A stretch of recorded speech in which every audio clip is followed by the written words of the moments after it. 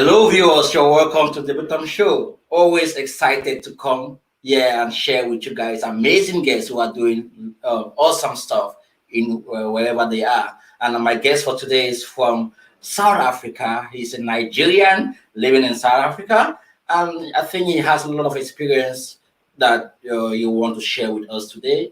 The topic of our discussion today is going to be the importance of a liberated mind and factual thinking. From the topic, you can best understand what awaits us. We are going to learn a lot on how you can, liberate your mind.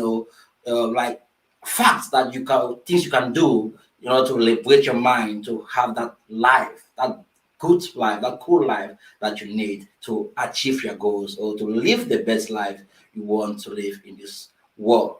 So, having said that, I'm going to bring Mr. Good Will. Yeah, you're welcome to the show. Thank you so much, Dee, for having me. It's a The bit pleasure top. to be here. Yeah. So it's I was just going through LinkedIn, browsing at what people are doing. I stumbled on your profile. We have once connected before, but I had to like take a step back and like look at what is he doing, what is he all about. I went through some few of your stuff, so I decided, okay, I think this guy is someone that I need to bring on the show. I need to learn from your experience as well. So, Mr. Goodswill, he went no fool. Did I pronounce it right? Yeah, yeah, you got it right. Yeah, You went you're out. welcome to the Yeah, show. you got it right. Thank you so much, DP Tom. Thank you so much.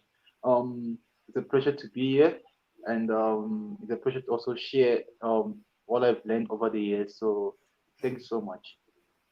So, how is South Africa today? South Africa, it's South Africa it's quite unique. Let's not lie. I've never seen a country like it. Every country is unique, yes, but South Africa in a sense that it's a place where different you're free to be who you want to be. There's a collaboration of different, like it's like a whole world is brought to it's brought to South Africa, in a cultural sense, in a geographical sense, where you have different places, different geography. It's a decided place to be, the beautiful place to be, and I'm glad I'm here. So that is it. Okay, okay, that's awesome. And how has the COVID-19 situation been that way? Um, it's been it's been devastating. Given that South Africa already had an underlying socioeconomic challenge, you had a history of previously disadvantaged people, mainly black people and Indian people, and just coming from that, we're still in the process of trying to correct that. And you're 20 something into the process. Then you had that era of corruption that was promoted by the ANC government under Zuma. So it sets up a big backward in development, and having the COVID-19 pandemic just come to made it more devastating. Over 50% of the jobs in the country is in the service area, and everything was basically shut down. So it really affected everyone. There's even some reports I was reading that crime rate has jumped up. So it was devastating. But one thing about South Africa is recovering quickly. We're seeing that, and also emotionally and socially, people are recovering quickly. And even to a point where to some people it's like it's not even a pandemic anymore. Um, I was just speaking to another guy, John. So and John was just telling me that so John just came visiting from Malanga, and he's telling us that in their side in Malanga, like people don't even care whether it's COVID or not. They don't even see it, you know. Yeah. And like to them it's like this thing does not exist. And not in the sense that it doesn't exist, but in the sense that there always has to be challenges and we have to overcome that. So yeah, there is South Africa during COVID phase. Wow, wow, wow. You are here finally, and this show is just all about business, networking, motivation.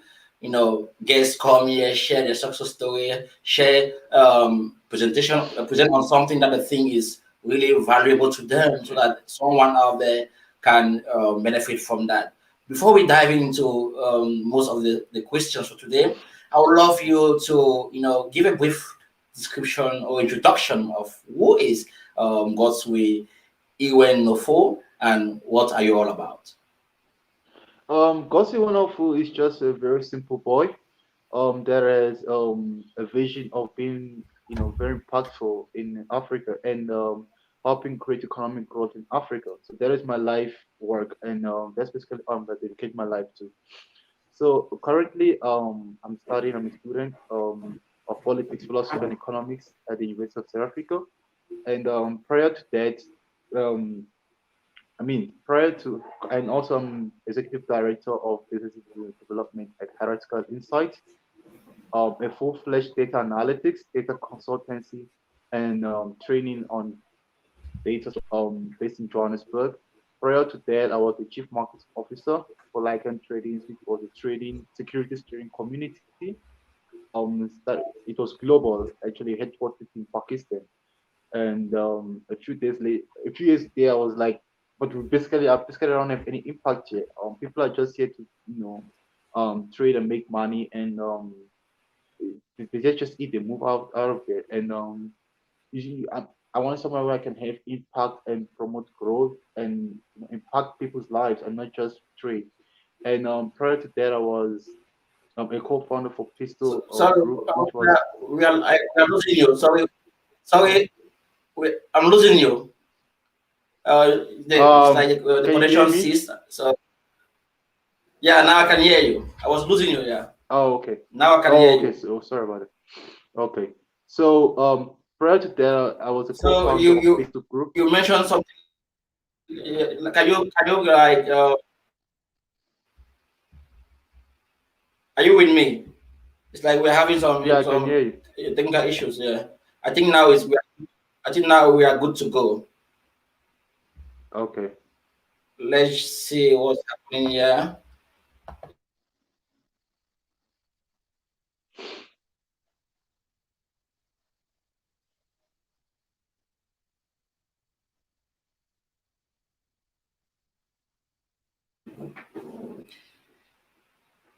Can you hear me now? Yes, I can hear you. How can you Okay, hear me? I think everything is cool. Yeah, I can hear you. So we can continue now. Yes. So yeah, and I was a co-founder for Pistol Group, which was a waste management service targeting SMEs in Johannesburg, CBD, because historically we had a culture rather, I wouldn't say a situation, a culture rather of SMEs being left out of waste management service, therefore having a very polluted Johannesburg CPD.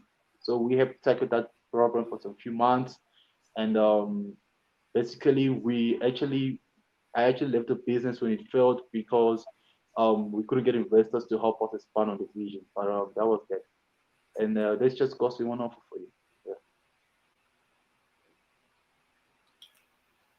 Hello, can you get me? Yeah. Yes, yes, yeah, I can get you. Okay, okay. So I love your experience is really wide, and I think you you are like you are perfect person to actually lament on our topic for today.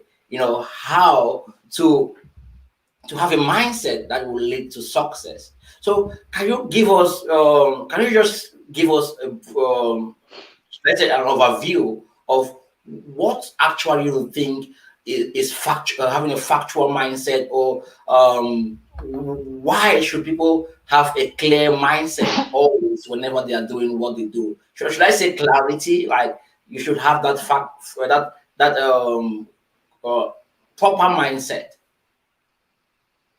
Okay, and thank you so much for that. First, let me just differentiate something. Clarity is different from factual thinking, in a sense Okay. that clarity is knowing where you're going, and or knowing where you want to go. That's clarity. And how would I say, removing all the noise around that.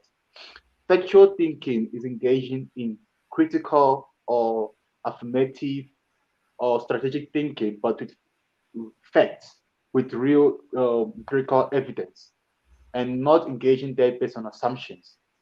And African, especially, I come from a very traditional society, being Nigerian Igbo, to be precise. And I have an example or role models in the family who are factual thinkers and people are very traditional thinkers. But traditional thinking is still very structured. So you have a sense where I think this is global, right? You have dogmatic teaching, dogmatic thinking, which is brought down through society down to who you to how to who you are. And John Mawela that was on your show actually spoke about it on his talk that it's kind of like peer pressure from dead people. And Yeah. so what that means is you think you don't think based on empirical evidence, or you sometimes you don't even think for yourself. You do your thinking based on a template that has been given to you by how would I say ancestors or parents or people that have been in that game before you, and that is very wrong. Right? Why? Because we're in an era that information is expanding. So that information is um okay, basically, there is science, right? So all the data we have created from the beginning of time, 2004, is now being created in a single month in this current stage. Imagine about it. So with that gives an advantage for us to solve problems, to see new things, to provide new solutions. Things that were previously impossible is now possible, right? So instead of me saying, for example, go to school, finish primary school, finish high school, finish university, then go find a job and an internship and do it for 3 years or 5 years, and then go ahead and create a secure career out of that. And when you're 30, you get married. The same way that template has been set out for people in society. What like you can sit down and say, okay, what do I really want to do in life before you actually go to school, right? And then you start thinking, okay, huh, I want to be the guy that that creates the next spaceship that goes I don't know where, right? Then you sit down and Exactly. like, okay, what knowledge do I need to get there? And then you go to school to study that. And while you're at school, you're doing research to get you to that goal, right? So there is a kind of systematic thinking, and factual thinking is a very good boy on that. Um, my role model in the family, my number one role model in the family on that is my aunt, right? So, and actually, she's a very she's more than a role model to me. She's I don't even know how to say it. Like, I say as an idol. She's your world. Why? Because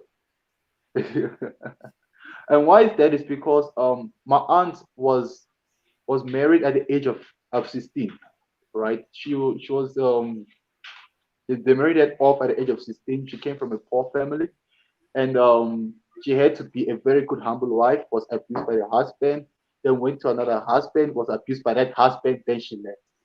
Then she was like, you know what, I'm not gonna do this nonsense again. I'm capable of taking care of myself, and I'm gonna tell you someone that lives when they say people live below $1 a day, that's luxury come to someone like that. But then she took a leap of faith years back. She came to SA, and now she's a multi-millionaire, right? She Wow. just got, and mind you, she's a woman in a very in a very patriotic society that even told her like, what you're doing is being stupid, and you'll never succeed. But Wow. she she had a factual thinking that if, for example, it's very simple. If I can provide you a service and you can pay me for that service, that's business, right? And doesn't matter even though if I'm black, white, rich, poor, that's something I can do that you pay me for it because you need it. So that's a kind of evidence of factual thinking that led her to where she is right now. So me sitting down and looking at her and hearing some of the things that my society goes through, and it's very stupid, because there's I don't even know how to say. There's basically technologies and evidence available for people to think and solve problems factually, more than thinking dogmatic and saying the same problem that the previous generations saw. So in a nutshell, that is factual thinking for Wow, wow, wow, wow. So, what do you think? Some of these courses, like why do you think you know? I agree with you. You mentioned us Africans. Do you think it's more of our educational system, or just people just decide not to, have this factual thinking, not to be determined? If I got what you said, it's like we cannot consider a factual thinking someone like oh sorry, we cannot consider factual thinking as clarity, in the sense that once you have had clarity about what you want to do, then the factual thought comes in. That determination of actually I'm gonna do it no matter the cost of what, no matter what I'm gonna, no matter the challenges, I'm gonna do this. If I got you well, right? Oh, okay. Let me kind of clarify on that. What I said simply, because I spoke a lot and I didn't go straight to the point, was clarity is knowing where you want to go. Factual thinking is thinking with empirical evidence. So, for example, if let's say I want to go from here in Johannesburg to New York, there's three ways I can do that. Right? I can fly, I can swim. That's not possible, but yeah, you can swim. You can go through a ship or any other way, right? Now, factual thinking. There's someone that is in the world right now. There's an overflow of information that not every mind can grab it, right? Yeah, So some people only know that they can go through shit. Okay, this may not be the best analogy given in a modern world, but this let's just take it that way. There's two ways to go to New York. It's either through ship or through airline. Some people only know there's through ship, and they don't want to find out if really there's another way. There is dogmatic teaching because it's passed down to them. I mean, dogmatic thinking is been passed down to them from previous generations that if you want to go through to New York, you go through a ship, right? But if you sit down and you want to look at empirical evidence that really exists, you find out that no, there's a faster way to do this called an airline. That's where factual thinking is. And okay. having a liberated mind is being able to accept new um ideas, new information without because people hate change. I don't know Okay. why that happens, but it's But, global. sorry to cut People you short. hate change. So having a Say, liberated mind is being able to sorry to cut you short. Is it okay for me to say that? I don't know if I'm right or I'm wrong, but let me just say. Is it okay to say that um they both of them could correlate together, like with each other, factual thinking and clarity? Because if I look at clarity as knowing what you want, and factual thinking is like yeah. doing it the right way. Okay, I cannot say I know what I want without wanting to do it the right way, right? So you understand what I'm trying to say? So what I'm thinking is they are both, like independent from each other, but they go along with each other, because if say you really have that clarity, then you are gonna have that factual that mindset to do it the right way. If say you need to use artificial intelligence to get the result done, you won't want to use something else, right? You want to use the tool that will give you the utmost performance. Am Mm. I just want to make sure I understand, like I get, so I can really put the two together. If say I meet someone tomorrow and I'm trying to communicate Okay. with them, so I know I got this right. Okay. They correspond in each other in many occasions, but they are not the same, or they don't Yeah, go I hand in agree with hand that. I agree with most that. most I times. agree. Yeah. Um, so let me give you a better analogy. Um, the reason why factual thinking, I think I can best explain this. The reason why factual thinking is so important is because it, and it's not important to everyone. This is specific. I always believe that people must, not everyone is came to the planet to build a business. Not everyone came to the planet to innovate. Some people just want to use what others innovated. But factual thinking is very important for people who want to go to the next level, right? In more a sense that you know the next level, right? You may not know the whole process to get there. And that is why it is important to think factually. And also, in some sense, philosophy also, on a philosophical point of view, you also have to think factually. Why is that? So, there's a say, there's a post I saw recently on LinkedIn, and someone just posted and saying it's everyone says that you need to fail to be something successful, but he Yeah. has seen evidence of people who have not failed but have done something successful. And in some sense, you can actually say really someone that's successful have never failed based on how you define failure. But that's another topic. Why is he saying that? There is an evidence of factual thinking because based on the fact he was able to gather, not all things that you have to fail, or actually not all times that you have to fail. And so in some cases, you actually don't have to fail to succeed. But once you have that mindset that I have to fail to succeed, you even fail where you're supposed to just walk through. And that is where factual thinking comes. Having clarity, you can say, yes, I want to get that, and I can fail to get that. Just I want to get that. That's clarity on its own. But having factual thinking to say, what's the every way and what can I do to get that? That's different from clarity.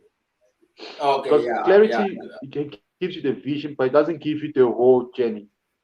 Okay, now I got you very well. Right, I got it. Like what you have to do to get to get the result done. Right, to get the result. Sorry, what you must do to get the result. No, not everyone watching because I think this Yeah, topic is in a broad sense, yes. yeah, this topic is really sensitive in a way that people need to understand. Like you need to understand the difference. Because I had a guest last time from Nigeria as well, Favor. She educated me on so many things, and I didn't understand some of this aspect, like ambition, mission, talent, all this stuff. I understand it, but I couldn't like separate them to the two. Usually we mix stuff, we just mix stuff thinking that everything is almost the same. But now, I'm getting a lot of clarity about the factual thinking, how to classify an activity as factual. So thanks for that. Now I get something, from the whole scenario. But now what I want to ask is, why do you think this is crucial in the African community, based on your experience? Okay. If I may just start by saying it's global. It's a global issue. However, Okay. it's very critical in African communities because that is where dogmatic thinking still exists in a very profound state, right? So I've been doing this study myself. So it's this is something I just want to clarify to everyone that listens to this. Um, we To give us a background, we came from a society where there has been existing states of culture or of way of life that existed for millennia, right? For that even I mean, if you go to Western Africa, Boronu Empire was the first Muslim empire in West Africa. It existed for hundreds, and probably some scholars say for over 1,000 years, but it existed for hundreds of years. Centuries of centuries of centuries of people have come and left with that way of life being the same, right?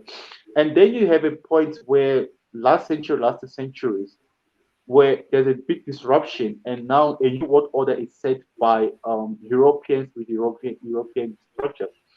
And that new world order is what you have to operate in order to achieve success in this new world we are in. But it's not brought home and understood at a fundamental level and integrated with what we have. So people, like for example, you're brought up in a society, right? I was brought up in a society to call everyone I see sir or ma'am, right? Then I walk Yeah. into someone's office and I call him sir. He looks at me like John literally looked at him like, "What the hell did you call me?" I'm like, "Oh, sorry." And to me, I was like, "What's this guy saying?" Like, I even called my friend. I like, he said, "What's this guy saying?" And it's not till I understood that I had to call him his name. Like, calling him his name gave him respect. But in our society, we are taught, don't ever call my name. That's disrespectful. You know. So there's If not you do that bridge. that, maybe they'll call the whole village on their head. Family meeting. So there's not that bridge to integrate what we had with what it was brought in. And that is why there's a lot of dogmatic thinking in African societies. So when you have factual thinking, you are able to understand the different problems and call it what it really is and not try and sugarcoat it. So, for example, right now, um, there's a family relative of mine who recently just had cancer. And then when you go through his I knew that guy. That guy was this big. Like he ate everything. You bring cold drink, he would drink. You bring goat meat, he would eat. You bring this, he would eat. Right? And I remember when his friend was telling him, "What you eating will affect your health." Basically, it's like he didn't even listen to that, right? Because traditionally, what gives you health is God, and what gives you health is spiritual realms, is not physical being. Yeah. But that's unfactual. That's wrong. Now he's suffering from cancer, you know, and that's based on his lifestyle. But he couldn't change his lifestyle in time because of his thinking. He did not see the fact, or how can I say the so let me just analyze. Let me just explain this. Fact is the way things really are, or the way things really exist, and it doesn't matter if um a Chinese found the real way things exist or etc. It's not based also on what the general people in your society accept. So there is the problem we have in that most people are thinking based on dogmatic things that we pass down to them or based on what society is seeing or the same way society is thinking and they don't want to expand above that. So and it's really affecting us in a way. In South Africa here, you're always having it's I won't call it that word, but there's always these xenophobic spikes that exist Yeah. some few years, then there's xenophobic spike again and again. What that Yeah. really is not xenophobia. What it really is a misunderstanding between two groups. So Nigerians are very stubborn, aggressive, resilient, focused, that when they want something, they will go all out to get it. And they don't even care who they're hurting. That's a typical Nigerian for you. They don't even care who they're hurting in the process. They just want that and they're gonna get it. Why? Because coming from a society where even the government wants to take what you have, you fight for everything, you know. But you're in a society, South Africans are very loving, peaceful people. They want to know what you think. They want to have conversations. They want to respect you and you respect them. And Nigerian is that all meant for himself. You stand up, you either fight or you die. So you have a place where you have a place where such is meeting such. Some people that have dialogue is meeting people who don't want to have dialogue, who just wanna all meant for himself. And then you're like, okay, what really is the problem here? We can have conversations and change this, right? I have had such conversations where I'm able to have it, and you can see a success there. But where we haven't had that conversation, people call it no, xenophobia, they hate us, etc. And they've been trying to solve that in a very bad way, right? They've been them having a very distorted or unfactual. There's no evidence that how can xenophobia just come?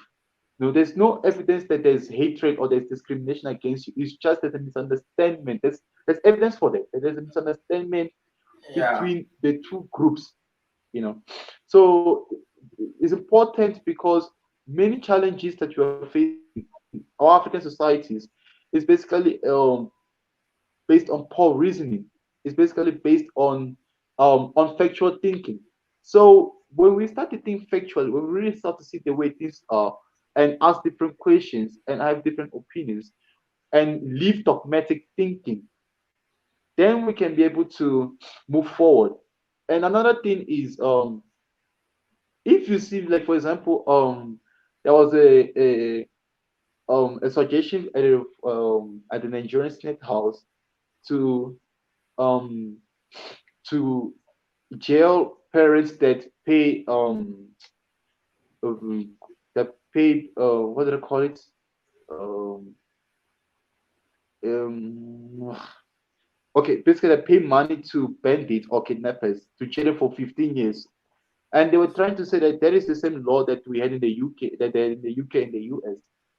But the UK and the US is not Nigeria, right? The evidence in the US and the UK is that the UK and the US value people's life, that and they're the best, they're one of the best military and defense um organizations in the world.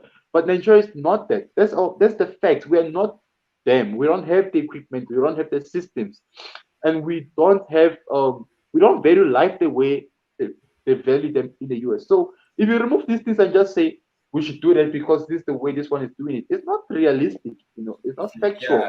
So when we bring fact into things, we'll be able to really design systems um that benefit us and that help us grow. And the third thing will be in businesses.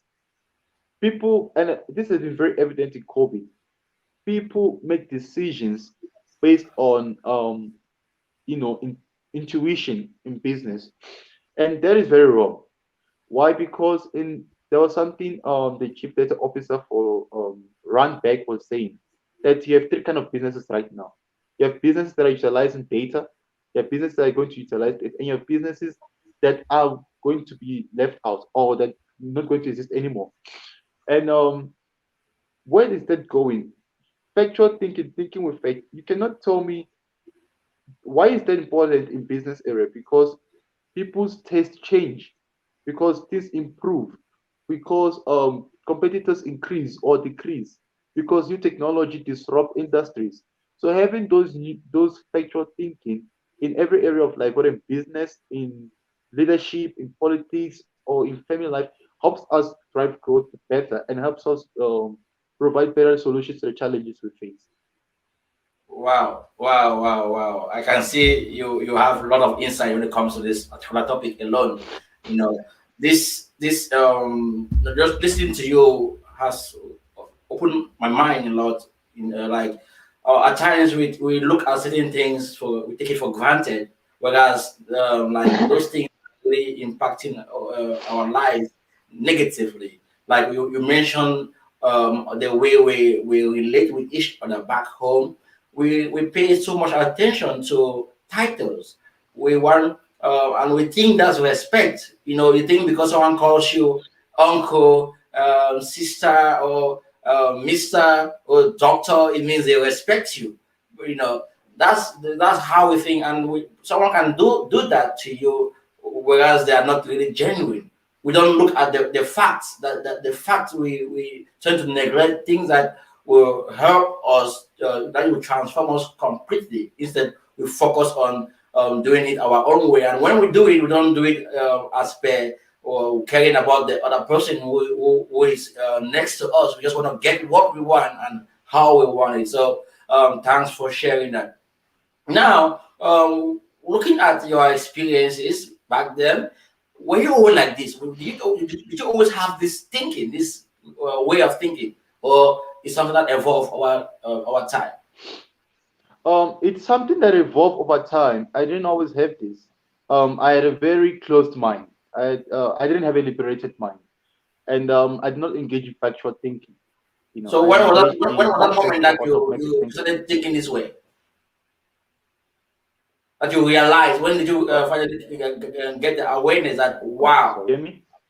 I'm feeling this. I'm having this feeling, and I think this is actually factual thinking, and this is what I've been suffering in the past. And how can I help so many people out there who are having the same, or who are going through similar situations?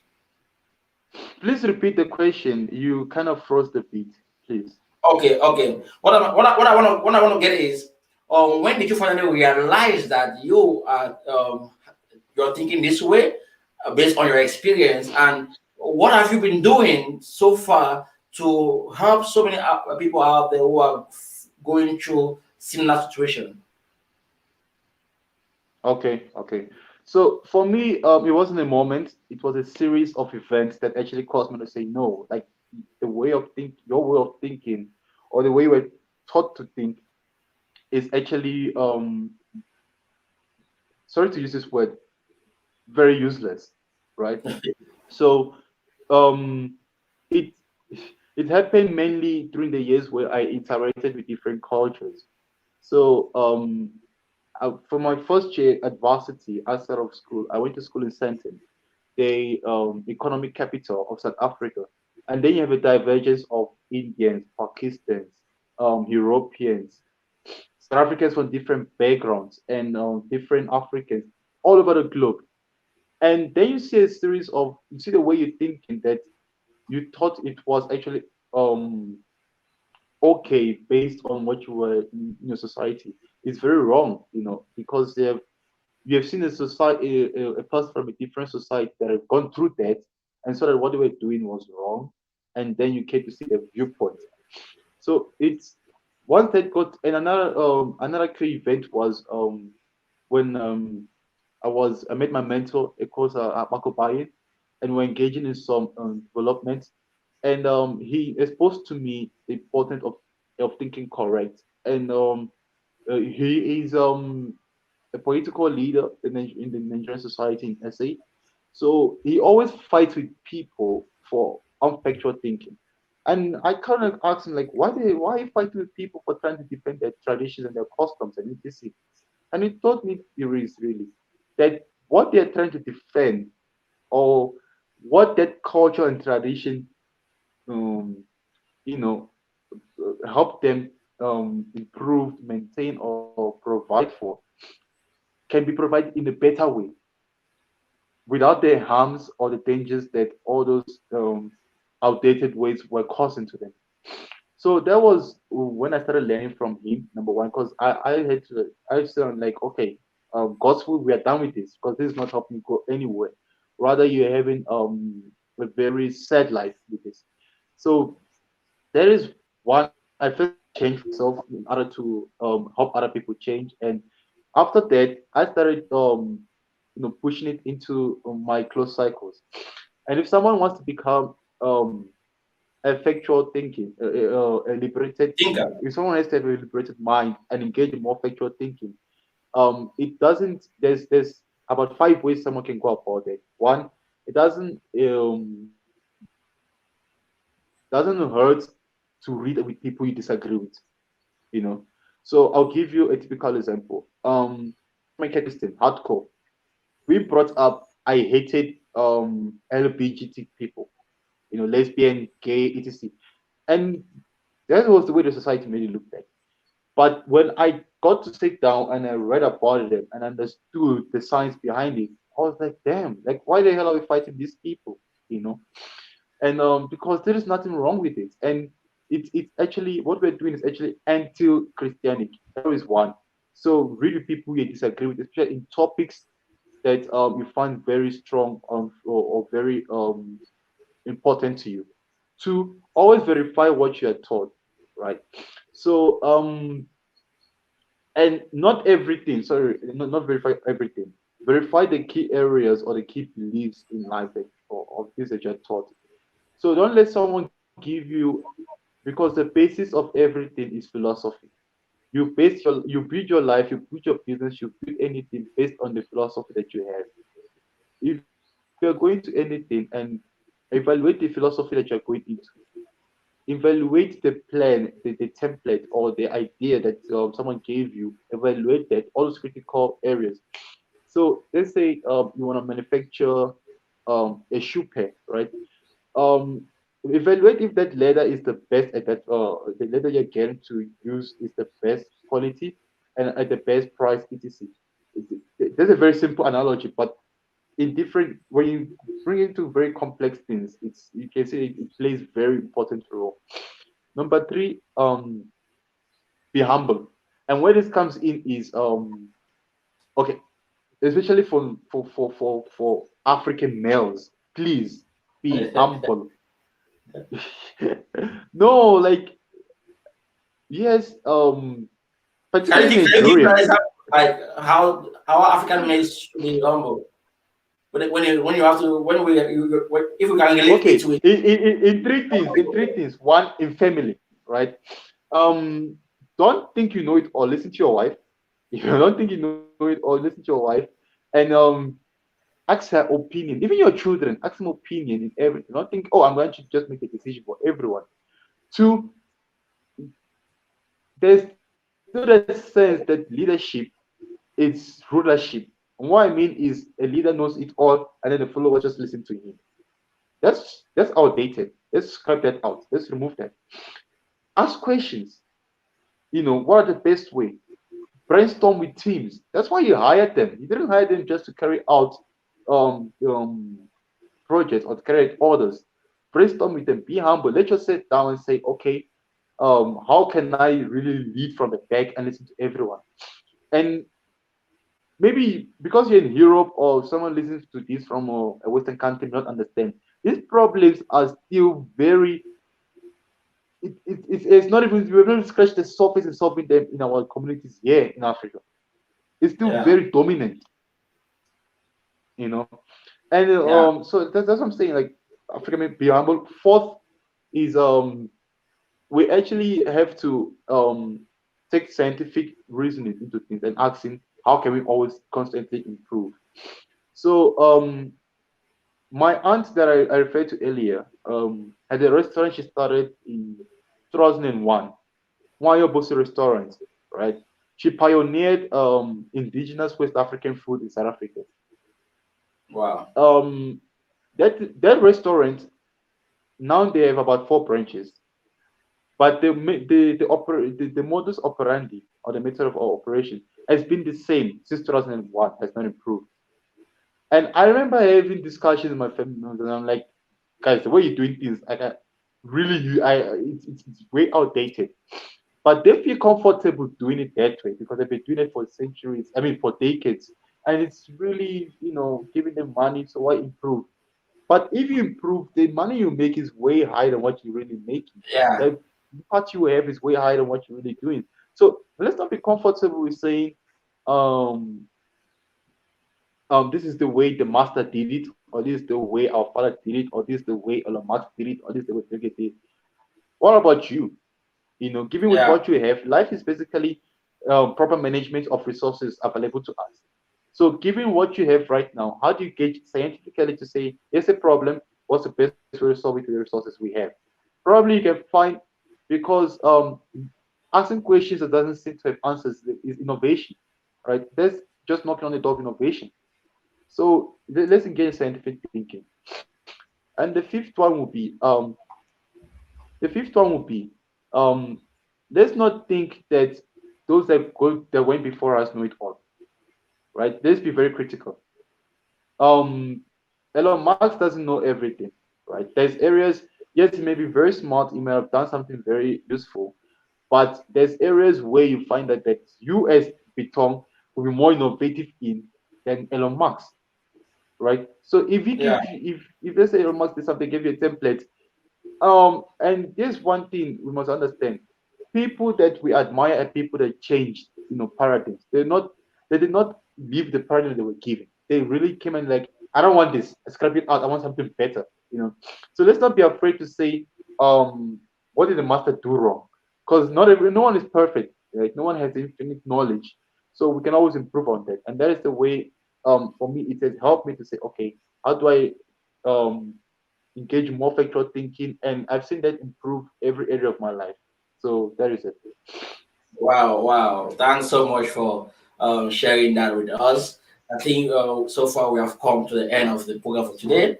But just a recap from what I've learned today. I've learned that I don't have to always know it all. I have to be realistic in what I want to do. I don't have to, focus on the minor things. I should look at the bigger picture, what I want to really achieve, and what are the steps I need to put forth to get it done. I should learn how to adapt to changes, or not to like stay or always where I am just because I'm seeing results. I don't want to be innovative, so I should look at the bigger picture, and not more to that. I should learn how to work more as a team, not someone who just want to do it or think that they know it all. So thanks so much for sharing here with us about this. So if say you had to say something like one, like something, not like one, but if you have to give a message to someone out there watching who is thinking, okay, I am comfortable where I am. I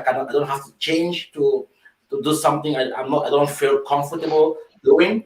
I'm just happy where I am. And I think life is gonna be perfect the way I am. So what can you say to make that person think otherwise? Okay, so that we must understand that we owe responsibility to ourselves, to our posterity, to our ancestors, and to life in general to innovate. If someone thinks that they don't owe their responsibility to anyone and they don't want to do that, so I'll ask them how all the technology is using now. If someone didn't think about it, would you be using it now? If people didn't form a team and come together and be humble and form a vision, will be using that, you know. And apart from that, um, what is your complaints that you have right now in life? Because no one is perfect. Everyone has things they complain about. What if that was solved? How will life be? You know. So if you sit down and like, okay, I'm perfect, I'm happy, I don't want to change. Hmm. That thing is, if someone changes and improves, let's say for example, your business, someone changes and improves, will your business still be a variable? Will it still be relevant? Will it still be useful? So it's understanding that we have a responsibility to innovate, and change will always exist in the world, whether we like it or not. So we have to be part of the change and be in the forefront of it to reap the fruits of it. So that is all I have to say for someone who doesn't want to change. And just for me to add, if say there's anyone out there who is thinking you are comfortable where you are, ask yourself, is your environment comfortable with you? Maybe your customers or maybe the people you hang around with would love to see you try it some like another way. I remember when I started my this program, it wasn't always like this. Everything has changed. That's how we do things. We keep on improving, keep on, doing it the better way, the best way. And as I mentioned earlier, thanks so much for really enlightening us. I think this topic is something that if say we really want to go deeper, we're going to take a whole day. But guys, if say you really want to connect, the link of his profile, his LinkedIn profile is at the description of this video. Go there, connect with him on LinkedIn. LinkedIn is one of those platforms that you can reach out to so many people who will help you in whatever challenge you're facing. And these are professionals who have experience over the years in what they do. And Goodwill Iwe Nufu is one of them who has gained experience over the years. And he's sharing this out of not because you think he knows it. Oh, no. He's sharing because he believes that there's someone out there who might be looking for something like this to change their lives, something like this to improve on their lives, something like this to, help them succeed in whatever thing they want to achieve in life. I can see you guys who are commenting. Thanks for watching. I'm so excited whenever I see you guys coming here to learn. It always, if say there's 1, 2, 3, 4, 5 person, it's always awesome to see that someone is learning, from the guests that comes here. And those who are going to be watching afterward, thanks also for watching. And don't forget to share this content with your friends. You might never know who you have in your network who might just want to, or who might just be waiting for something like this to, transform their lives completely.